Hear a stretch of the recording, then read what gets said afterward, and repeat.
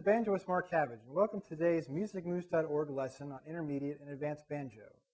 Today we'll be taking a fresh look at an old standard, Salt Creek, which was popularized by Bill Monroe and notable to the banjo community. Bill Keith's recorded version in the 1960s stands as a standard break today. So that we're on the same page, let's first take a look at a break that's close to the style that Bill Keith played back then. Now let's note that the song is typically played in the key of A, so we'll be using a capo at the 2nd fret today and playing out of the key of G.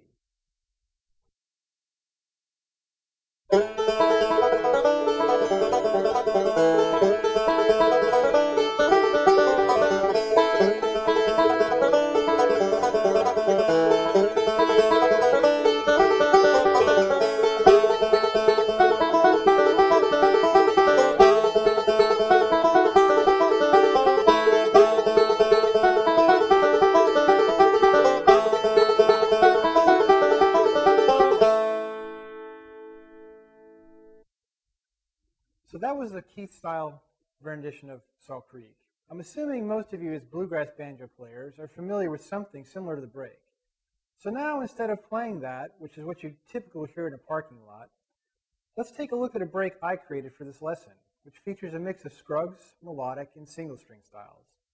This particular break features a mix of both licks that are reusable as well as a few twists on the melody, so hopefully you'll find it interesting and challenging. So let's take a look and a listen.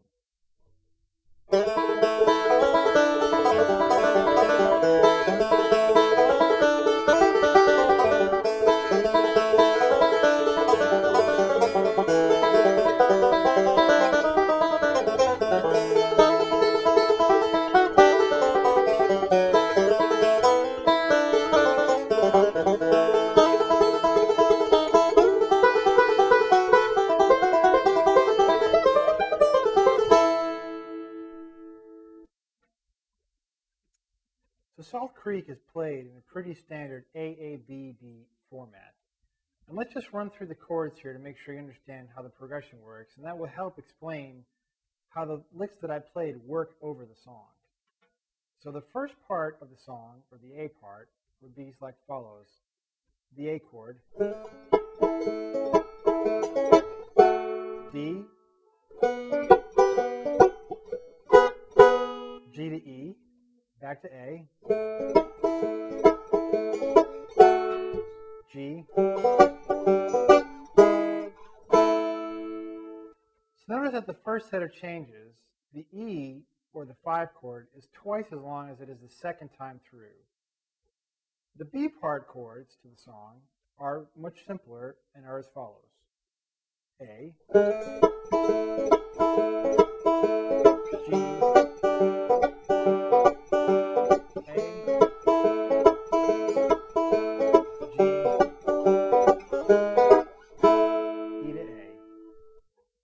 If this is a little hard to follow from the video, don't worry, the tablature is available over at musicmoose.org. So now, let's take a walk through the A part of the song. Now what I chose to do here is a pretty simple Scruggs solo initially, and may even be a little bit easier to play than some of the standard breaks. So let's take a quick look at that.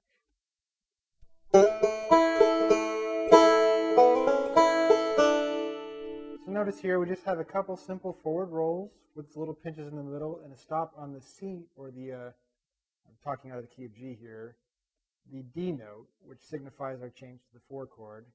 And then we change over to little pull-offs here.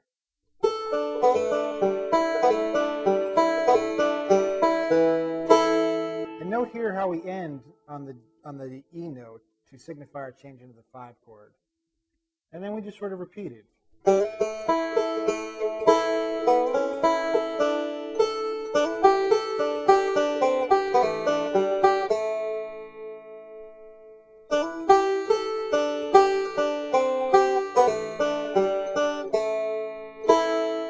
Kind of an interesting little lick, so it works out pretty cool. Now the second time through the A break, I decided to make it a little bit spicier. I'll play it all the way through again, but let's just take particular note where we end the 7 chord and start the last set of changes.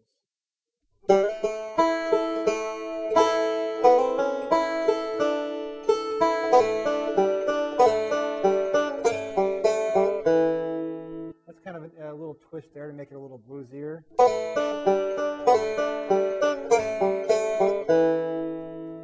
And then we sort of work into this next lick.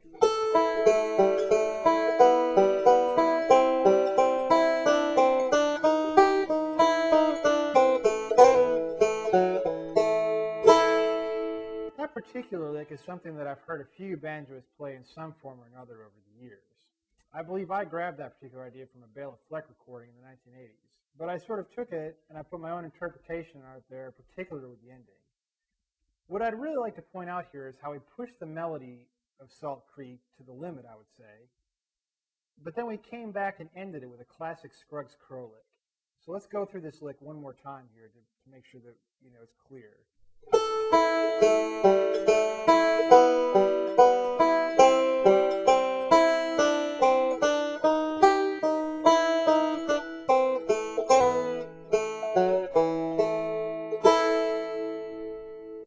Notice how we go seamlessly from a Scruggs-style roll into a single-string lick to end that. For the B part, the portion over the 1 chord here, I decided to just play some simple forward rolls and just pinch it up a little bit. And sometimes those small things make a big difference on the feel of the song.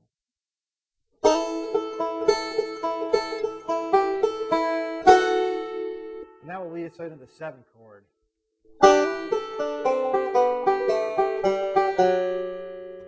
On the 7 chord, I again push the limits a little bit, and notably the walk-down line ends on a G major 7,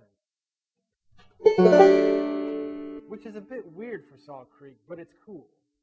As a wise man who also teaches at the Moose told me, if it sounds good, it is good. So let's just hear that one more time.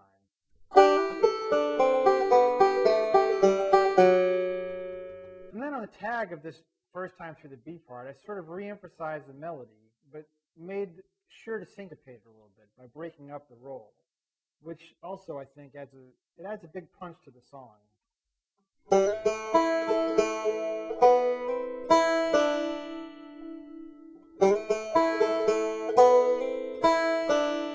And then I just ended it with a little Tony Rice signature lick. Feel free to throw in whatever you want there. I mean, that's the point. You can put in whatever sounds good to you in place of anything else.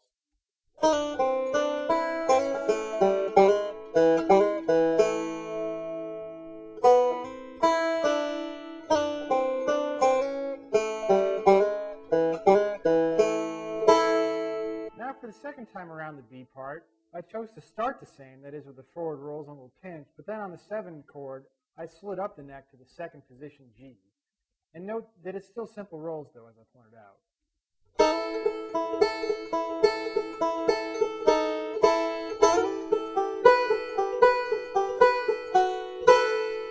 And after this G chord passes us by, I really stuck my neck out, and we played here out of the C position to sound very, very pentatonic or bluesy. I mean, really, it's almost a minor sounding.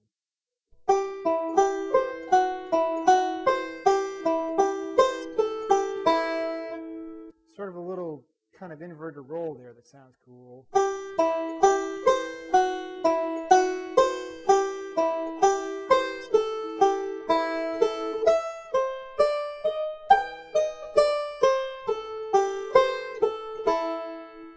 Finally, there at the end, after the C chord, I tagged it all up with a little melodic chromatic run, which just again ends with a pinch.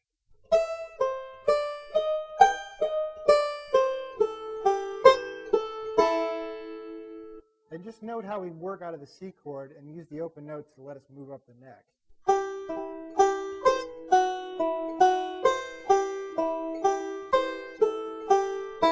Right there, as soon as I hit the open first string, I'm going to move.